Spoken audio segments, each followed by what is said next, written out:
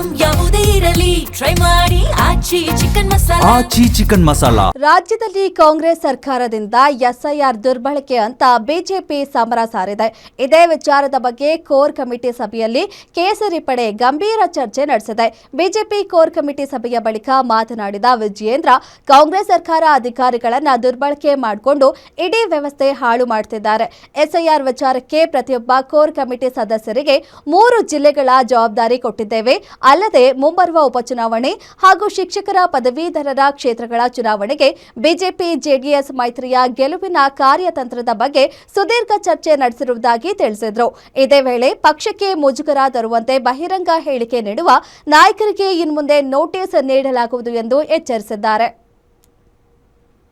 ಕಮಿಟಿಯ ಸದಸ್ಯರು ಎಲ್ಲರೂ ಕೂಡ ಭಾಗವಹಿಸಿದ್ರು.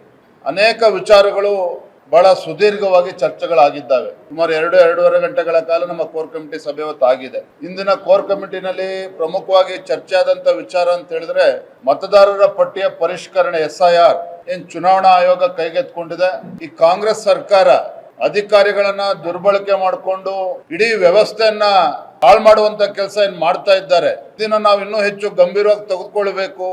SIR ರಾಜ್ಯದಲ್ಲಿ ವ್ಯವಸ್ಥಿತವಾಗಿ ಆಗಬೇಕು. ನಮ್ಮ ಕಾರ್ಯಕರ್ತರು ಕೂಡ ಇನ್ನೂ ಹೆಚ್ಚು ಸಕ್ರಿಯವಾಗಿ ತೊಡಗಿಸ್ಕೊಳ್ಬೇಕು ಅನ್ನೋದನ್ನ ಬಹಳಷ್ಟು ಚರ್ಚೆಗಳಾದವು. ಪ್ರತಿಯೊಬ್ಬ ಕೋರ್ ಕಮಿಟಿ ಸದಸ್ಯರೇನಿದ್ದಾರೆ ಅವ್ರಿಗೊಂದೊಂದು ವಿಭಾಗವನ್ನು ನಾವು ಹಂಚಿದ್ದೇವೆ. ಒಂದೊಂದು ಡಿವಿಷನ್ಗಳು ಅಂದ್ರೆ 3 ಜಿಲ್ಲೆಗಳು ಬರ್ತದೆ. ಆ ಜಿಲ್ಲೆಗಳಿಗೆ ನಮ್ಮ ಕೋರ್ ಕಮಿಟಿ ಸದಸ್ಯರು ಪ್ರವಾಸ ಮಾಡಬೇಕು. ಅಲ್ಲೆಲ್ಲ ಶಾಸಕರು, ಮಾಜಿ ಶಾಸಕರು, ನಮ್ಮೆಲ್ಲ ಕಾರ್ಯಕರ್ತನ ಭೇಟಿ ಮಾಡಿ ಇನ್ನು ಚುರುಕಾಗಿ ಇದನ್ನ ಕೈಗೆತ್ತಿಕೊಳ್ಬೇಕು, ಅದಕ್ಕೆ ಪ್ರವಾಸ ಮಾಡಬೇಕು ಅನ್ನೋ ನಿರ್ಧಾರ. ಪಕ್ಷದಲ್ಲಿ ಏನು ಕೆಲವು ಮುಖಂಡರ ಹೇಳಿಕೆ, ಪದೇ ಹೇಳಿಕೆಯನ್ನು ಕೊಟ್ಟು ಪಕ್ಷಕ್ಕೆ ಮುಜುಗರ ನಿರ್ಮಾಣ ಮಾಡ್ತಕ್ಕಂಥ ಸಂದರ್ಭಗಳೇನು ಸೃಷ್ಟಿ ಆಗ್ತಾ ಇದೆ, ಇದೆಲ್ಲದಕ್ಕೂ ಕೂಡ ಇತಿಶ್ರೀ ಹಾಕಬೇಕು. ಇನ್ನ ಹಗುರವಾಗಿ ತೆಗೆದುಕೊಳ್ಬಾರ್ದು. ಇದು ಕೂಡ ಬಹಳ ಗಂಭೀರವಾಗಿ ಚರ್ಚೆ ಆಗಿದೆ.